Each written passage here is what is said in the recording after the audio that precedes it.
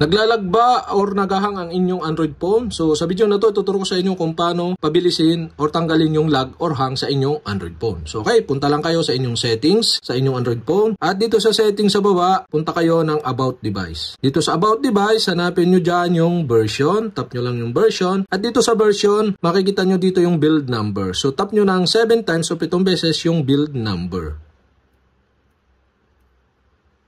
Yan guys, tapos lalabas yung lock screen password. Kung mayroon, kapag wala naman is hindi na siya lalabas. So sa atin nakalock, kaya enter natin yung password natin. Tapos back tayo dito sa mismong settings. Yan, dito sa mismong settings tayo. At hanapin nyo yung system settings. Yan, tap natin yung system settings. At dito sa system settings sa baba, makikita na ninyo yung developer option. Ito siya. So kaya siya lumabas dito sa settings na to is dahil tinap natin kanina yung build number ng 7 beses. So tap na natin yung developer option. At kapag ka naka-off ito, i-turn on nyo lang yung developer option. Yan guys. Tapos dito sa developer option, sa baba, so punta kayo ng background process limit. Dito siya, background process limit. Yan. So nakaset siya ng standard limit. Set nyo ng no background process. Yan guys. Tapos, another is dito sa may window animation skill, transition animation skill, at animator duration skill. Itong tatlo, nakaset siya ng animation skill 1 times. So i-off natin itong tatlo para bumilis or maalis yung lag ng ating Android phone. Yan, naka-off na siya. Yan guys, ganun lang kadali tanggalin ang lag at hang ng ating Android phone.